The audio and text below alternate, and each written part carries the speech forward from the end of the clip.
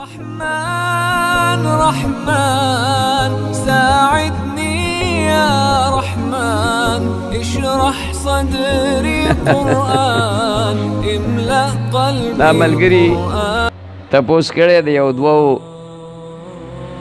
کسانو په متعلق باندې چې هغه د عمران خان په باره کې د هغه صفت کوي. نو زه به درته صرف مختصر انداز کې وایم چې غول خوري. څه کوي؟ غول خوري. هکه ملا دی کامي دی، خو چې د عمران خان صفت کوي، په عمران خان کې د صفت څه ځای نشته دی چې موږ یې صفت وکړو. خیال کې مراله. او بیا ورسره دا چې یوازې د عمران خان صفت نه کوي، د علماو بې قدریم کوي، ورسره د نور علماو بې قدریم کوي. نو چې څوک د علماو بې قدري کوي، د دې نه غټ بې وقوفه ډوبلي نه. خبره پوه شوې؟ او دا الحمدلله زموږ دا سیاسي علما شته، د هغې جوابونه کوي موقع په موقع باندې. زه خو پخپله په دې سیاست باندې داسې پویه راپویه په دې نه یم چې د سن 88 د الیکشن نه وروستو ما سیاسي سرګرمو کې نه راته چا چټ رالیږلی چې اجلاس له راشه، نه یې راته وایي جلسې له راشه، نه یې راته سیاسي 31 سال شو ان ټچ پاتې شوی یم د دې سیاسي امورو پوره پته راته نشته.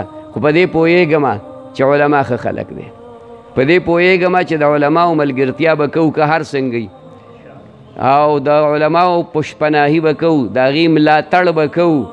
دقه علما دي چې د دغې علماو په وجه باندې مرکزونه بچ دي، د دقې علماو په وجه مدرسې بچ دي، د دقې علماو په وجه خانقاهونه بچ دي. که دا علما په میدان کې نه وي، دا سرفروش علما په میدان کې نه وي، خیال کې مراله، نو ګورې نه به د مدرسې او نه به د تبلیغي مرکز او نه به د خانقاه وي. داسې په خوند به ذکرونه ونه کړی شي. خبره پوه شوې؟ داسې کلاو مدرسې به جوړې نه کړی شي، نه به په مدرسو کې کلاو درسونه وکړی شي، نه به داسې بسترې په اوږه کې چې مرکز ته ځو 3 روزې له ځو 4 روزې له ځو. خبره باندې پوه شوې؟ دا د دقې علماو برکت دی. اوس که څوک یې مني او که څوک یې نه مني، خو داسې خبره ده چې هغې ته اظهر من الشمس وایي، د نور نه زیاته واضحه خبره. نو چې څوک هم د چا نوم ماخلی په سړک دې ولګي، موږ د چا په نوم باندې څه کوو؟ د چا نوم دې واغسته، ښه دې وله اهمیت پیدا کړ، اهمیت یې مه پیدا کوه.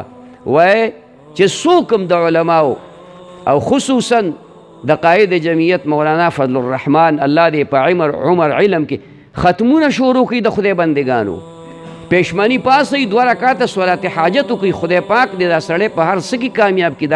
دا ګورې تاسو ته د مقام نه دی معلوم. دغه قلندر آنچه گوید دیده گوید. خبره پوه شوې؟ قلندر را قلندر می شناسد. دا هر سړی نه پیژني.